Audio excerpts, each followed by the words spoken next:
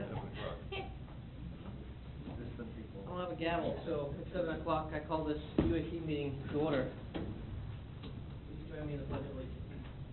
I pledge allegiance to the flag of the United States of America and to the republic for which it stands, one nation, under God, indivisible, with liberty and justice for all. At this time, we will take any comments from the public. Seeing none, we'll move right on to the consent agenda. Does any board member wish to remove an item from the consent agenda? I would entertain a motion. Make a motion to approve the consent agenda. Second.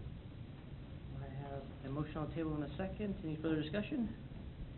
All in favor? Motion passes. Old business. This is business that we tabled from last month. Mr. Green? Yes, since we have a full complement on the commission, it'd be time to elect a chairman and a vice chairman for this year. We have a couple of new guys, so this is your first time through, well, your second. Obviously, I'm the current chairman. Lance is the current vice chairman and past chairman. Anybody want a particular position, interest? What do we have here? Would you like to do as chairman? I would accept the nomination. I would go with that. You want to go with chairman first? Okay. Could I get a motion for chairman? Make a motion to elect,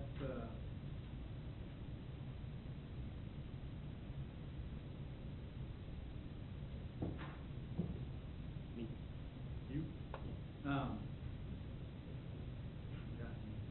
Mark. Mark Baldwin is, chairman of UAC. Second. I have a motion and a second. Any further discussion? Seeing none, hearing none. All in favor? Aye. Motion passes. Let's discuss old vice chairman. I don't know Lance's aspirations, so Can we elect? he's the current vice right now. We could, but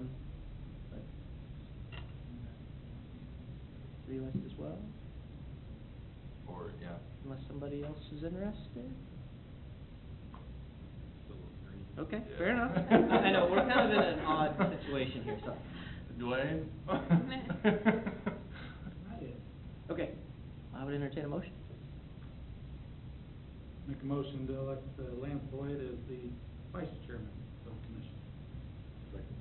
I have a motion and a second. Any further discussion? Hearing none, all in favor? Aye. Motion passes. Old business item number 2, bylaws. We discussed the bylaws on the January 15 meeting. In your packet, you have a red line copy of the bylaws that reflect the edits that were recommended by the commission and a few edits that were recommended by the city attorney. Essentially, the document is what was our attempt to put in what we discussed that evening. Just run through it very quickly. Section 1, the change there is that was a city attorney recommendation. The change to Section 2 under Article 1, also a city attorney recommendation.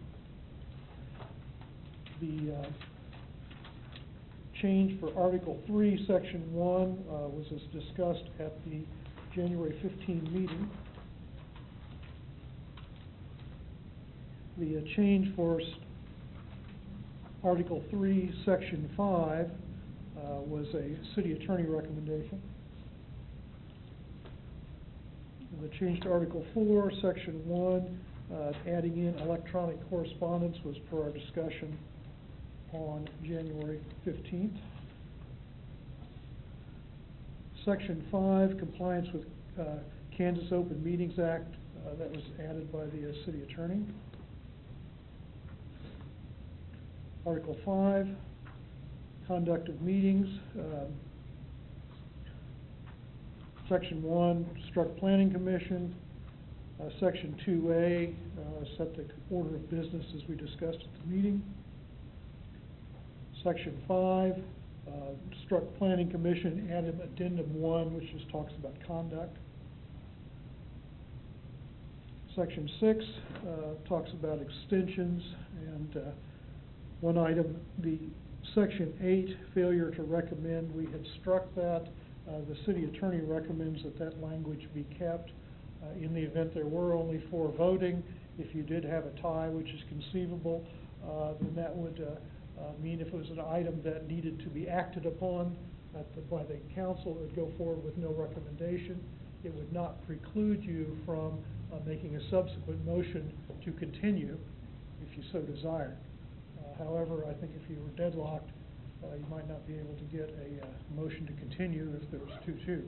Yeah, I think the reason that we talked about that was so that it didn't automatically go with a no recommendation. It was, we might table it, but, okay, that's fine. But he was recommending that that stay in. Basically, the rest of the items just reflect the discussion at the meeting. Moving on to the addendum 1 to the bylaws was added, just reflects the discussion at the meeting on January 15th.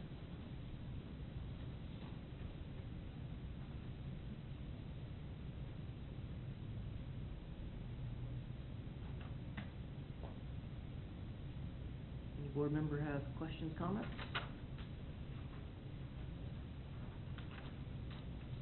I'd entertain a motion.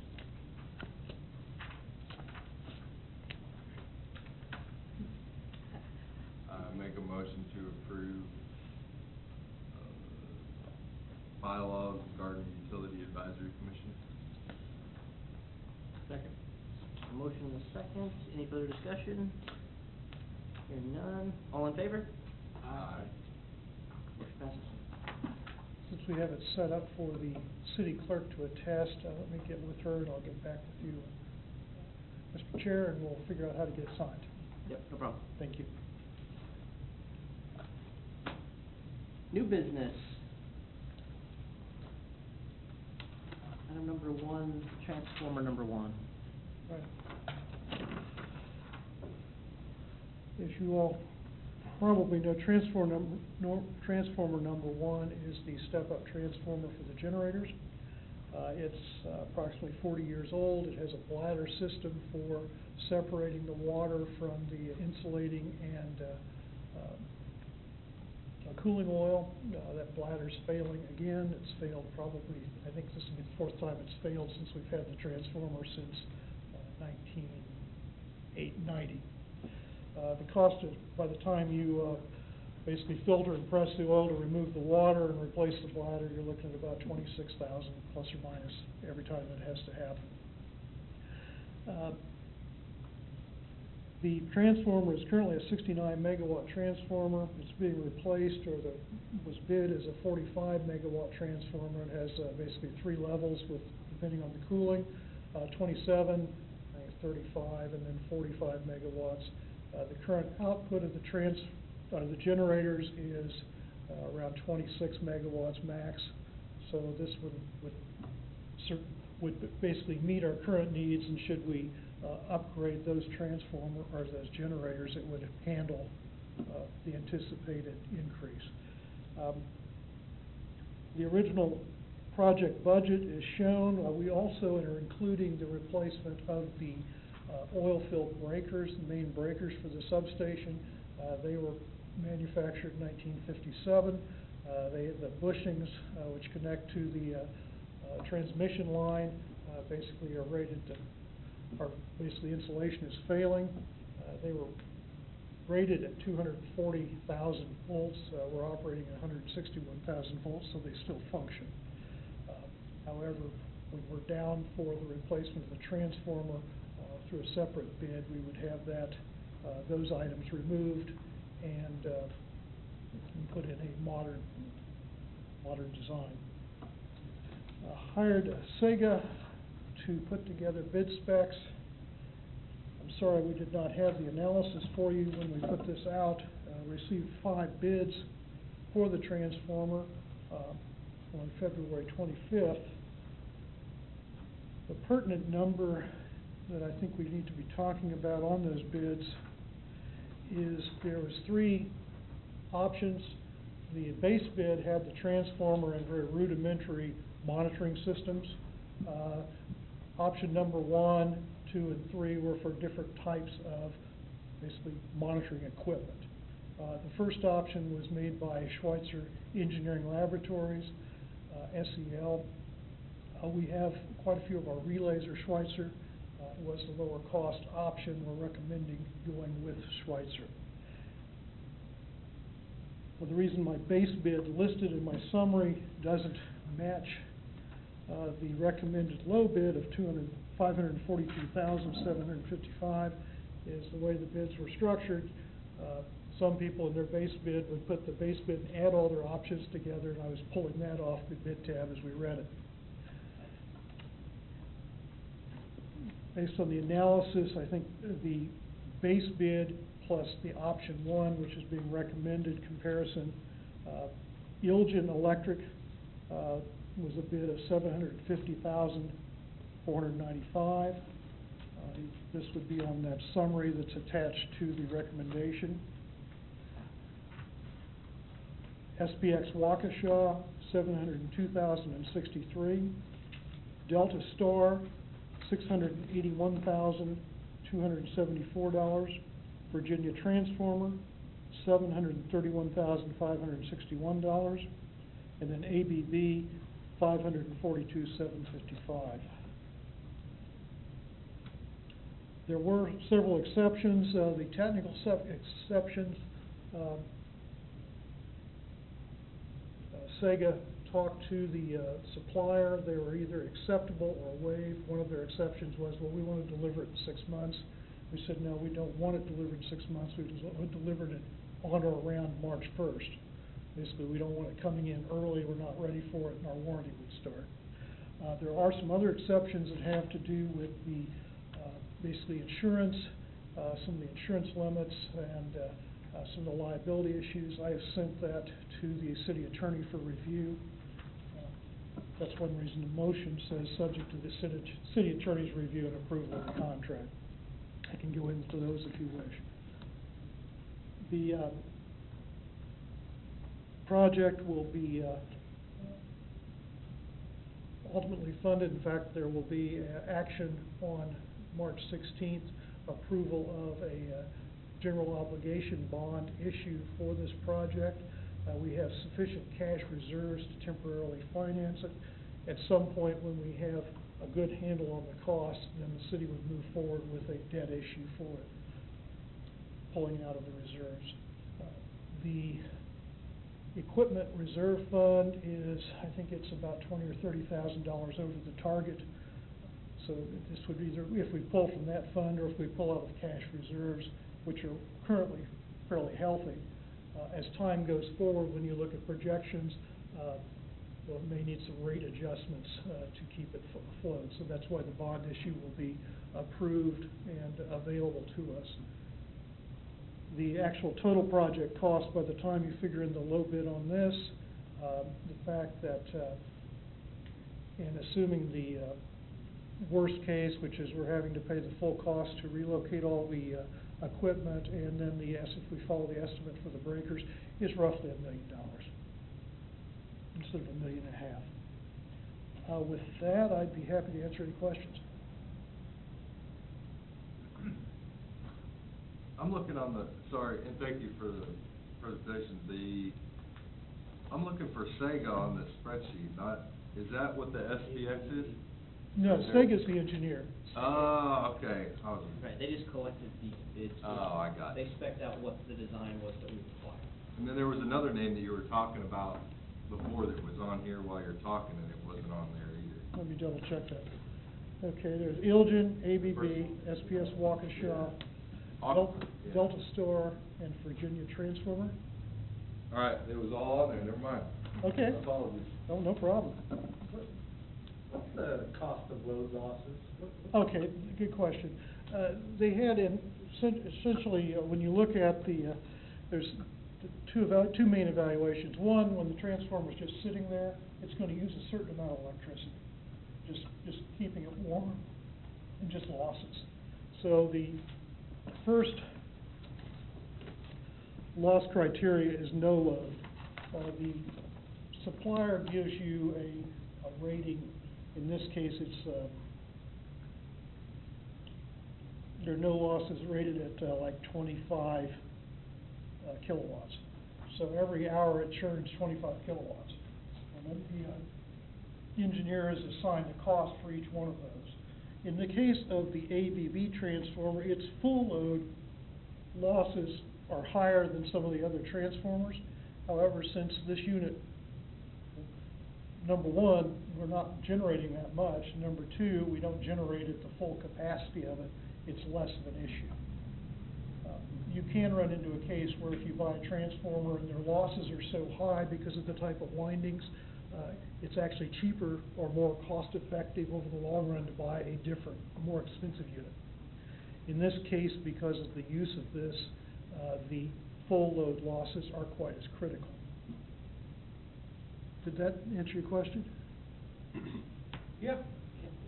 I'm gonna follow on with that. Did we happen to do a little graph or anything to show, like, the Ilgen versus ABB, since it's got half the load losses, and I understand we're not running at max, so at our projected 26 to, let's say, 30 megawatts, how far out would it take before one would catch the other? Because the total overall bid, now you're only talking $30,000. Right. So I wouldn't think it would take all that long to catch that over the years, and seeing as we like to leave these things in service for 50 years. Right. In this case, what they did was, well, no, I don't have that graph you're looking And I for. didn't know if there was, I'm just No. curious if. No, and I think in their recommendation is, the odds of us running at the full load are less. The odds of us running it maybe in the 30s, at maybe 50%, probably are greater at some point in the future. But the answer is I don't have that specific answer for I was you. just curious how far out it. Yeah, no, and basically, if you look at I very quickly looked on the spreadsheet, and basically it's just an analysis number where they take the load losses and apply that number. So in the case of ABB, it's 25.5 times 3,800. Was that number considered over the lifetime then of the? I think that's the analysis. They figured a lifetime, so they plugged in a cost per kilowatt and figured a life.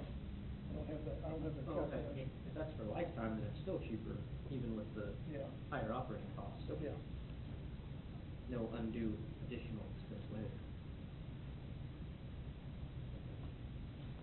I think short of the attorney and the, giving us an answer on some of the issues, some of the insurance were just kind of wordsmithing. I didn't, as a professional engineer at law, I didn't really see any major issue, but I figure the attorney at law will probably have a better opinion than I will. Did the exception on delaying the delivery date, Mm-hmm. they were okay with that, but did they specify that they wanted an additional fee for that? Because, It was same price. okay, kind of surprised they Yeah, no impact. didn't think that there might be a change in the price of copper or something over a year. No, they'll Okay. just delay the delivery. And that was handled fairly easy. Okay.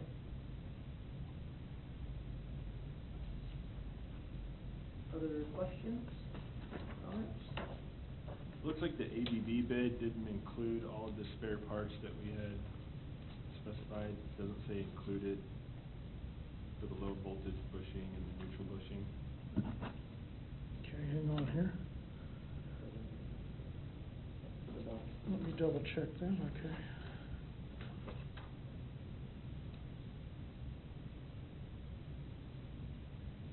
Okay, ABB, okay. I don't know if, okay, I'm sorry to ask where you, On the spreadsheet, in the ABB column, go halfway down, right above the red exceptions, Okay. there's two lines that are blank. The Delta Star one. Spare parts, not okay. included. Okay, low voltage bushing. Okay. Good call, good catch. Or, since it said, yes, it required right above, I thought maybe it wasn't required for that particular instance, but it would be good to be clarification. You know, that I don't, sorry.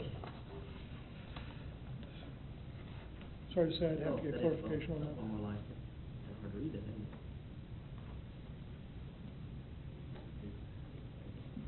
Longer. Sorry, sir, I do not have an answer on that. I don't see that listed as a exception in the recommendation. May just be an omission on the spreadsheet that was furnished. But I will have to check with the engineer tomorrow on that.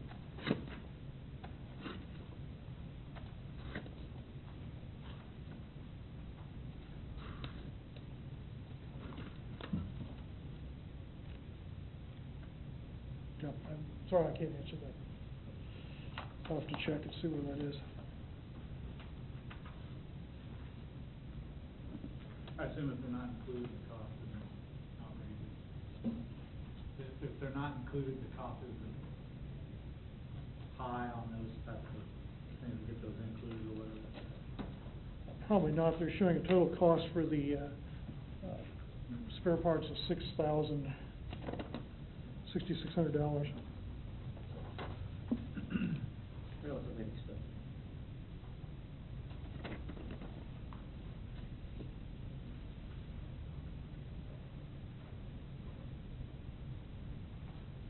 Other questions? Do you, this addendum number 1 with the, and this is the first I've seen the addendums. Could you explain that? If they have to pour a new foundation, is that included in this? No, it's the foundation there. This is, the existing unit is a heavier unit than this one. So the foundation there, basically, the plan is to take it off and put it on the new, take the old one off and set the new transformer on the existing foundation. Since the new this one would be a smaller unit than what's there. So that should not be an issue. When they remove the old one, is somebody gonna take a look at it, like a structural engineer, somebody to evaluate that? We would probably have that done, yes.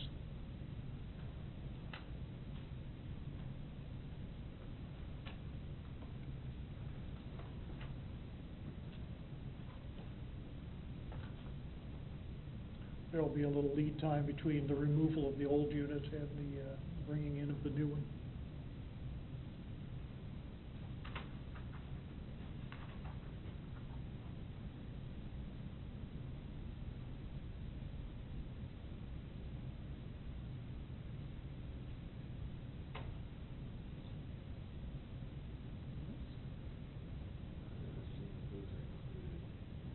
We can always make a recommendation that's contingent on that number not being exorbitant. I mean, you know, assuming it's, 10 grand, or it's already included, or it's not necessary. Spare part. Right, then it's kind of irrelevant.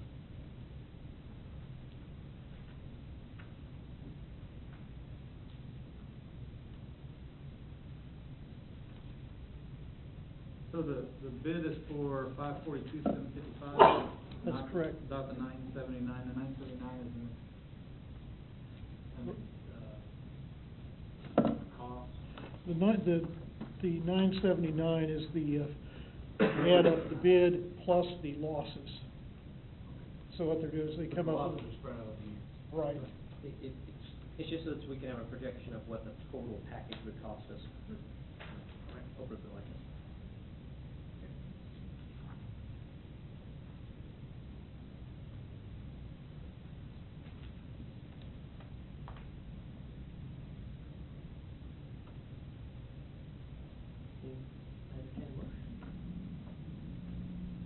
I'll make a approve a recommendation to the city council to award the transformer supply and installation contract to ABB Incorporated for transformer number 1, replacement project.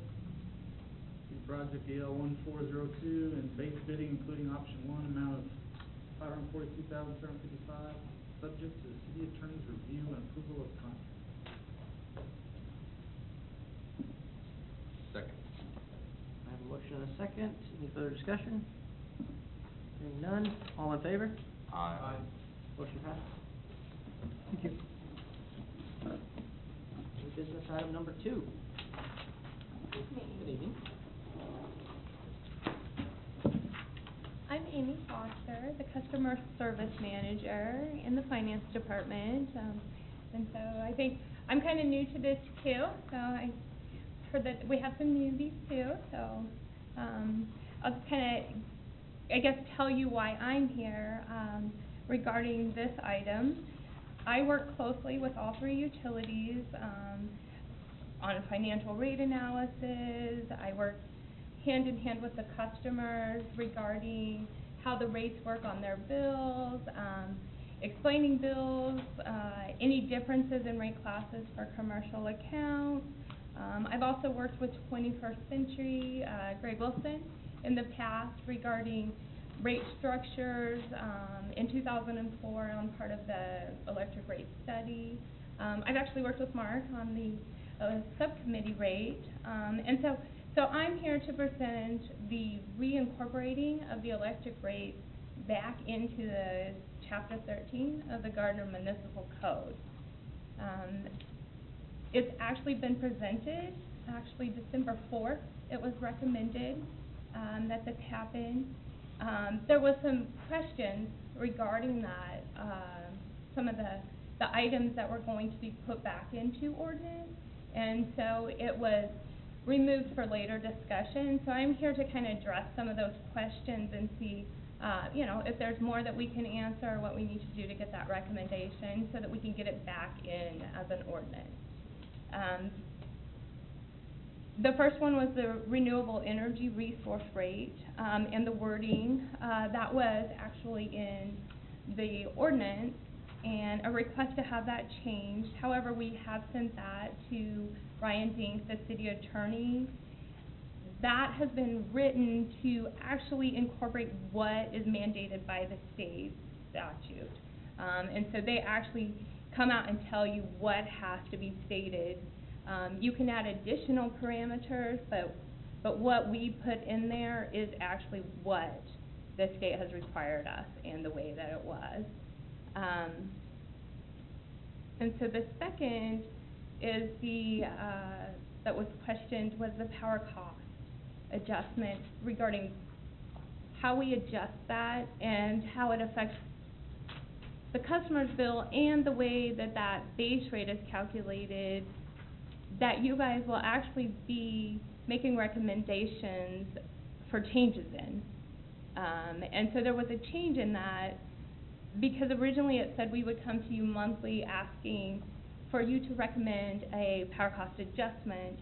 However, it would be that you guys would be recommending any changes to the base rate, which actually affects the electric rate that we charge. That is done by ordinance. I do have a worksheet. I don't know if you all brought yours. I brought some extra if we wanted to go over how that calculation's done, or if you've seen it or have any questions about me first, It's the first time Benny did see it, probably. Yeah. What's that? Probably the first time for everybody, well, not everybody, but most of us to see it. And I would have put it up on the monitors, but it showed up so little that it was like, maybe we'll go the paper route tonight. So. Thank you. I appreciate that. Yeah, I'm still kind of old school. I like the paper.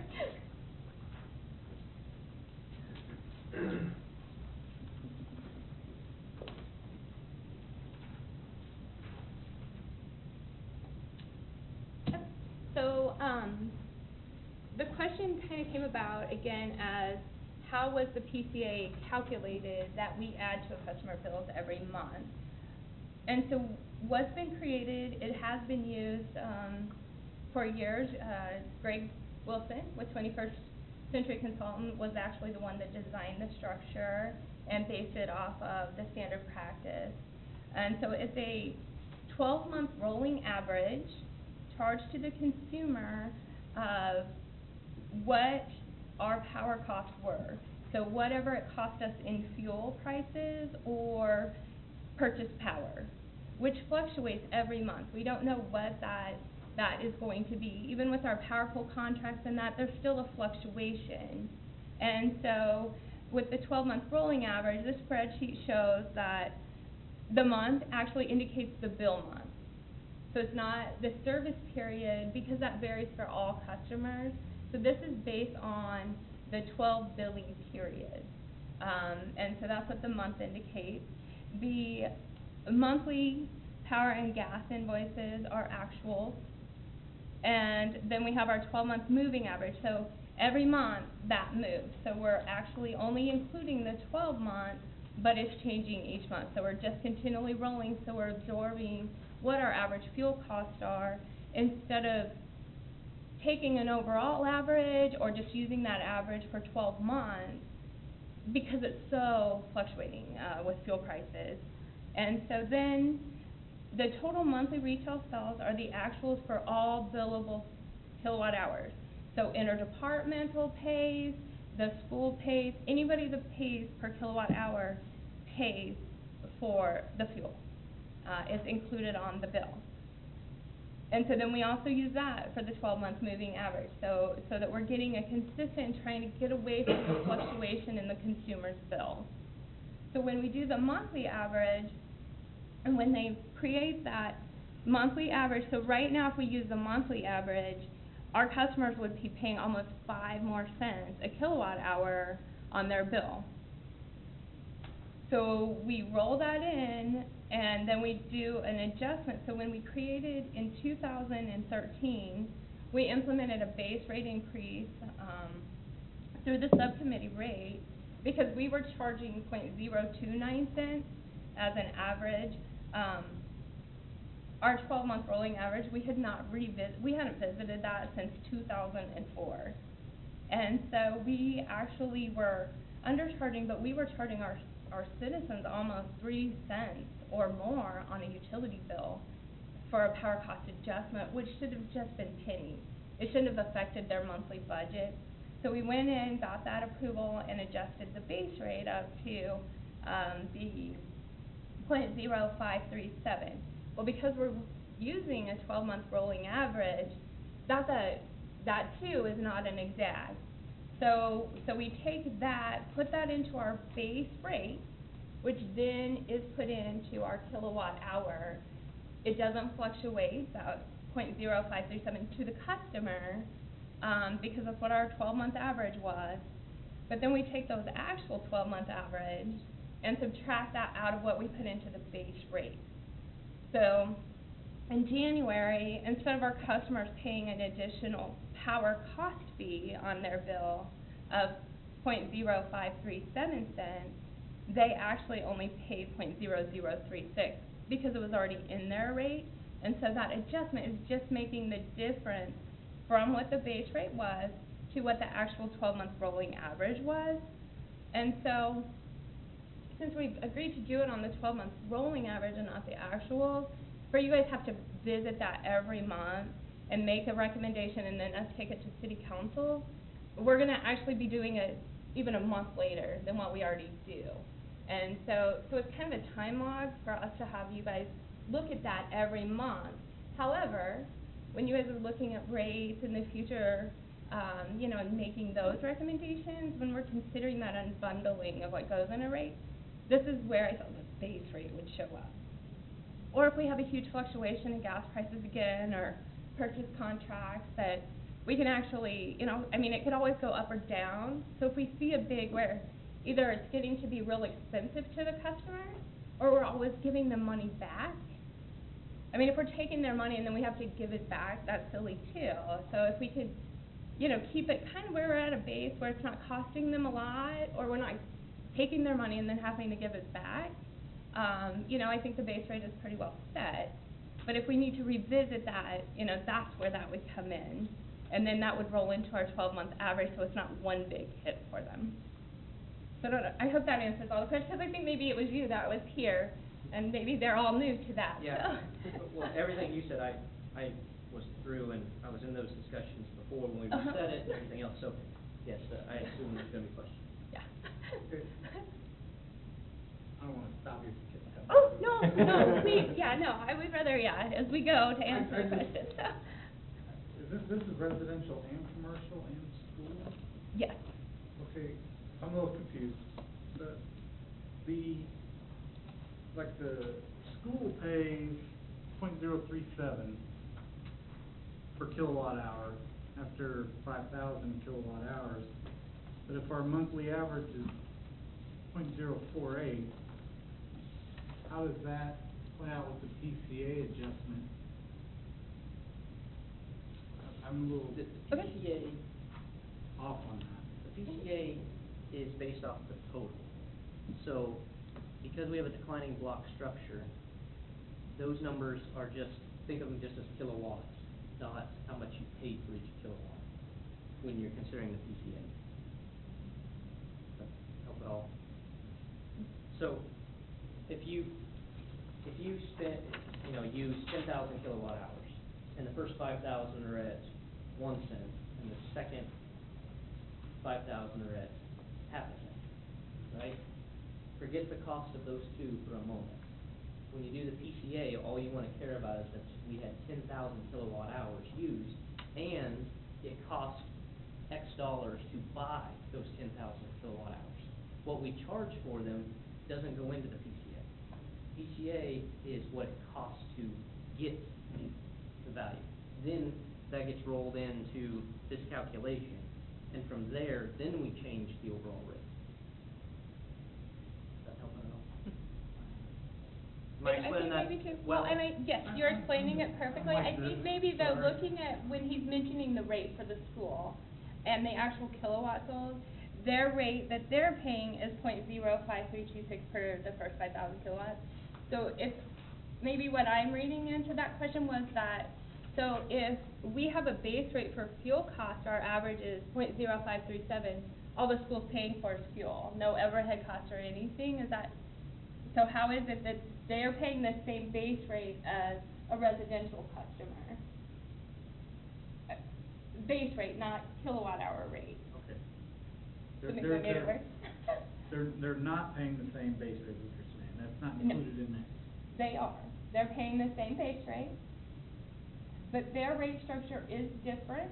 And so when you look at their per kilowatt hour rate, so if we're not looking at the PCA, or the base rate and their kilowatt hour, if I'm sending a school bill and I'm charging them for their first 5,000 kilowatts, .05356, according to the example, all of that .05356 is all base rate that makes up that rate. Okay. So oh, I'm sorry, I don't. No, go ahead, no. So the C on every one of these is wrong then? No. Oh. So, And I was gonna say, with the school and their rate, they pay the demand rate. So when you pay a demand rate, you get a discounted rate, just like commercial with demand. So all of their fee isn't tied to that one rate, because they have a different rate structure, where they're paying a demand charge, and they're also paying a kilowatt hour charge. And so, So it's I not guess I don't, based I guess for I'm everybody. Extremely disconnected here. Yeah. Is how you have a kilowatt hour rate of 3.7 cents, but your monthly average rate is 4.8 cents, and where Let me help. those are So- connected. I guess I'm, the bigger number that you're referring to is based off the total usage for the month, right? Okay, well, how much percentage of usage do you think the school is relative to our 20,000 people? See what I mean? So the school uses X, but they might only be 10% of the total usage. So the dollars that are coming in from residential customers are gonna be at a different rate than the school, but we're still using so many kilowatt hours a month. Right? So the actual rate that you're looking at, that we're charging, does not directly correlate to the PCA. Well, that, yeah, I mean, yeah, it looks like there is no PCA on there. I thought that was. The PCA would be on top of the .037, right? They would be adjusted to .00362, so you'd add on to that, so you'd got what, .04. Yeah. Is what they'd be billed for, right? Right. Okay. A consumer, a resident, then has the PCA base then added on to the average? And then the PCA adjustment then goes onto that also? The base rate, so the approval of the .0537, so on your sheet, if you see the PCA base, that is actually included, yes, in the rate structure. So what you pay per kilowatt hour. Not in the school. Right, so let's go back to the residential, and then we can go to the school, because so you pay as a resident 10 cents, 10.81 cent per kilowatt hour. Of that 10 cents, .0537 of that equals your base rate. So if you unbundled what you pay per kilowatt hour, any customer, that is the rate that is considered in that bundle factor as your power cost, base rate. So then, because that base rate is fluctuating, every single kilowatt hour that is sold to anyone, so when you get your bill, including the school, it takes the kilowatt hour sold, so what we're billing in kilowatt hours actually is times that .0036. Yeah. And shows up, yes, as a different fee, as well as, yes, the school pays that same .0036. Okay, I guess I'm sorry, I know this No, is a class. no, this is I the know most things are confusing straight in my head. aspect, I think, of utility billing, Because and so. what I guess I feel like I'm understanding is that you guys kept maybe I'm looking at the wrong number. The PCA base is the base that everybody, maybe looking at this from the wrong direction. I guess what in my mind is, we have you're saying we have a fluctuating rate. But I guess I was thinking the PCA rate adjustment was to make up for the differences in the cost of the regular rate that's coming in. So, the 537, But I guess what I'm hearing is that .537 is to make it so the fluctuations don't feel as large to the resident. correct. Correct. What happened was when we readjusted the PCA base a couple of years ago, 3 years ago now, maybe. Yep. When we adjusted that, what happened was the numbers had gotten so skewed, the PCA was a big number. So instead of that monthly PCA adjustment being less than a cent, right, it was being 2 cents, 3 cents. So then people were seeing electric, and then they were seeing PCA on their bill and going, why is my PCA $20? What is that? Right? So people thought they were getting this extra charge. Well, in reality, what was happening was that PCA should have been adjusted so that it's just that, an adjustment. So it's very, very small. So the idea was, let's calculate what it really costs, and then change that base rate, the PCA base, from whatever it was, 3.2 maybe, to the 5.7. So. And then that reset back to where your adjustment is essentially 0 per month. So now your PCA, you'll see, is, a couple of bucks, right? The idea is that your electric cost shows, here's what I really paid for electricity because this is the true cost that we had to absorb. Plus, now that's just PCA, that's what it costs to get the energy here. But then you have all these, 12 I think we still have, rate classes, right? So do you have 2 meters, are you large commercial, are you small commercial, are you the city, are you school, or whatever? Do you have demand, do you not have demand? Are you on declining block structure and you have 5,000 kilowatt hours, did you not? Right? All of that plays into how we set up those numbers to determine how not to lose money at the end of the day. So it's always been like this, we're just adjusting the base number. Right. And so, yes, so in the future, when we look at that and we come to you and say, it's really starting to impact our customers' budget, So we haven't had a rate increase, but yet our fuel costs, again, have skyrocketed. And so it's really impacting them on budgeting. Maybe we need to look at that base rate, or if fuel prices go down, or we get great contracts, and so those costs go down, and we start taking their money because we're billing it, and then next month we're gonna adjust it and credit it back to them, and we see that continually, then it's like, okay, maybe it's time we look at that base rate and change that inside the rate. And so, if we did that monthly, number one, any rates that are changed, which includes that base rate going into that rate, because our rate structures change, it has to be done by ordinance, and you have to notify all the citizens, you have to send out a note that we are adjusting your rate. Not your PCA, but your actual rate, because the ordinance has changed. And so yes, you have to publicize it and go through this whole process of, something that doesn't have to be done every month to cover that fluctuation. So the PCA is used to make that small adjustment without going through that expensive, time-consuming, cruel process, is what we'll call it, because it is very time-consuming to go in and override all those rates. And so that's kind of what that is about, and then that we did change the wording, that would make it that we would come to you for the base rate information versus the power cost adjustment. So the consumer is not gonna see any rate or drop in his bill, it's just gonna be more stable, is what you're saying? Yes, that is what we did. Right, when we reset it, if you will, some people said, oh, they raised the rate. Well, yes, if you looked at the old rate to the new rate, the number changed, but the dollars you spent were still, let's say, $100, but instead of being 80 and 20, now it's 99 and a half and 50 cents. Got it. Right? Yeah, now it makes sense. Yeah, That- yeah, it's everything's very simple. confusing. And like I said, I've played in the PCA for 14 years, Okay. and so that's actually, yeah, one of the reasons why I'm here, because it is one of the most confusing elements, because you do have the base, and then you have an adjustment to that, and so to get that out there and kind of explain that is very difficult. It's I a terrible can't- scale.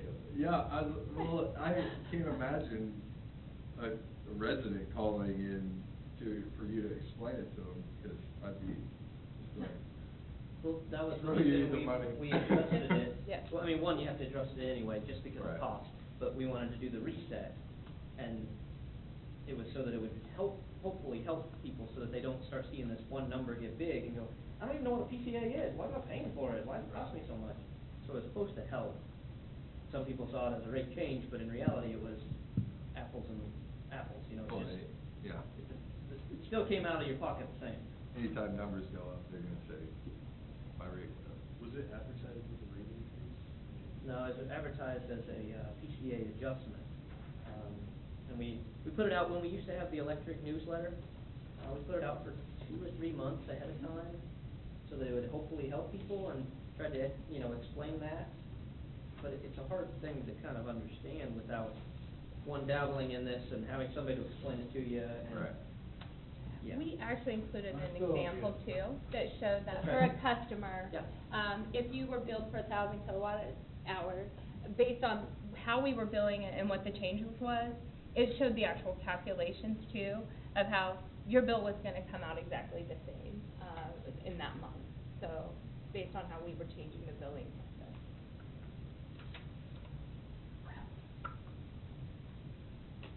Dwayne, did you have another question? Well, yeah, I mean, I probably have too many going in my head, because, I mean, what I'm not matching up in my head is how the PCA base, I understand there's an adjustment, Mhm. but the PCA base is added to the regular rate. Because in this case, I mean, it's telling me the regular rate for residential is, what, 5.3 cents per, well. Well, it's 10 point. It's 5.5 or something. Oh, Per kilowatt hour. And then, the PCA base is added to that, right? And then those two are included to actually make this rate. Yes. So our cost was 5 whatever, and then the 5.3 is after that, and then the adjustment is based off of fluctuation, so you don't change the rate. And what I guess I don't understand what I'm missing in my head, because when you use the same thing on a residential with electric heat, and I understand after they're 800 kilowatt hours, normal usage, I guess. Now, they're paying the 11, which is higher than the regular rate During the particular months, yeah. for the same usage, but then we drop, is that what I'm saying, we drop then the PCA adjustment for everything after that? And we're not dropping the PCA base. That is, when we have selected that base and it's been put into the rate, that is a study number. And so, when they calculate, a rate structure change, that is where we bring in consultants, to come in and literally tear apart what it costs to provide you the service. It will be the same for electric, water, and sewer, where they will tell you a complete cost. Part of that cost is gonna be your fuel and projection to get you. However, none of that power cost base or adjustment, that doesn't include your overhead, any of those kind of things. And so that fluctuation in the rate structure, that has nothing to do with the base rate, that is designed based on the number of customers. It's a very extensive study where how much is their impact on our system? All electric, they get the discount in the winter because they're helping us fill up our, loads, because most of our customers aren't all electric. So when we're buying over the line, when we have big fluctuations, it costs the city money. And so we give them, all electric customers in the winter, a break because they're helping us fill our loads. She probably just gave you information that you're not quite sure what to do. No, I Okay, understand sorry. what you're saying, right? I guess what I don't understand is if there's a PCA per kilowatt hour, and there's a base, and then there's adjustment, how can a rate that's supposed to include that be less than that? And that's like Okay, where yes, I'm yes, so that is what I was kind of thinking you were talking about with the school. And so, one, I do believe that there is a need for a continuation of a subcommittee rate, where we discuss the rate structures that are currently being billed. However, without having a utilities director, that's kind of when it went down, is when we had some vacancies. We all worked together with trying to build what we needed to do to address some of our rate structures and make sure that they're covering the expenses that need to be covered, and that they're kind of, I guess, cost effective in the school rate, the interdepartmental rate, the all-electric commercial, all-electric residential. There's many aspects that go into that, and so a subcommittee had been created and was working on that, and it was a group of different people, including a consultant and finance, electric department, the commission, and so I feel very strongly that needs to come back together. However, I think until we have a utilities director, to be able to put that, especially because we are dealing with water and wastewater now, where before it was even just electric, to make sure that we are covering what we need to. Some of the rates with that, when we were talking about the school and their kilowatt hour, they do pay a demand rate, so based on their peak. And so some of that cost is actually absorbed in that rate. Okay, And- now the demand rate, so I thought was to cover the cost of equipment.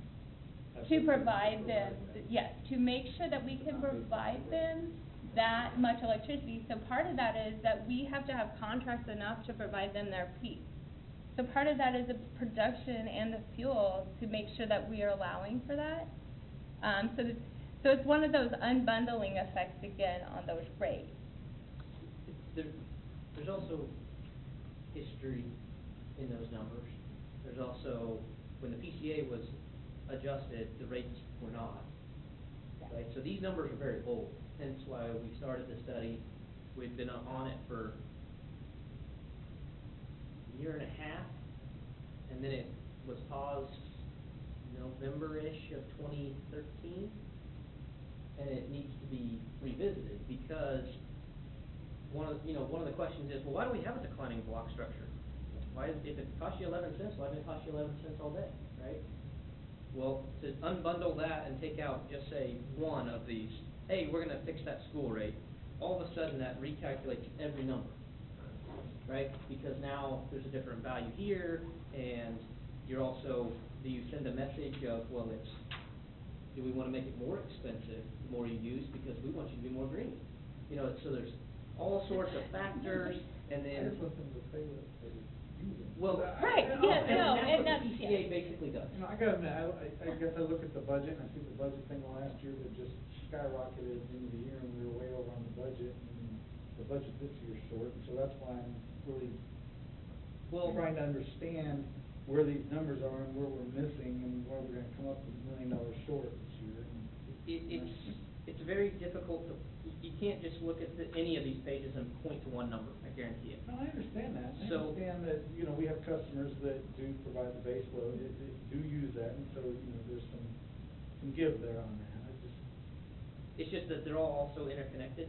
We've got numbers though that are considered an adjustment, but it's off of a base rate. I can understand setting a base rate lower for a customer, but when you have, I guess I look at the PCA base as a universal number that is spread across everyone, why that is not, universally deployed on the rest of the rates. And that's, it's just me trying to understand and. Well, that's. and it's a very valid point. Yeah, that's good. Okay, so the PCA is probably the most succinct piece of the rate there is, right? You take the number of cost of what it costs us to get it, not service and maintenance and everything else, but what it costs to get it, and divide it by how many we had, and then we, do some moving average to keep it from being, peaks and valleys.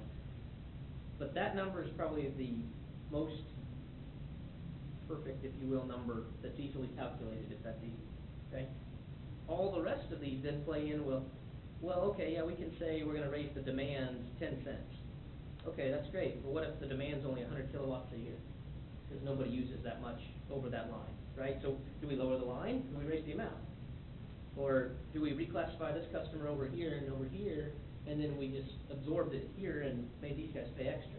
Well, mom and pop doesn't like that, but Walmart doesn't care. And, so every one of these plays in to the end of the day when you have that total expense that we've got to pay to, get Bruce out there and fix a line on top of what it costs us to get it here. And that's what all these numbers are. It's this massive, 3,000 variables to get you to where you don't lose money at the end of the day. I understand, exactly But I what you're think- saying on that. It's very hard to grasp what we need to do to change this. I think what Joy's saying is, how do we know these numbers are correct since we had a deficit last year? Well. I don't wanna speak for you, but I'll say that for That myself. concerns me going forward, greatly.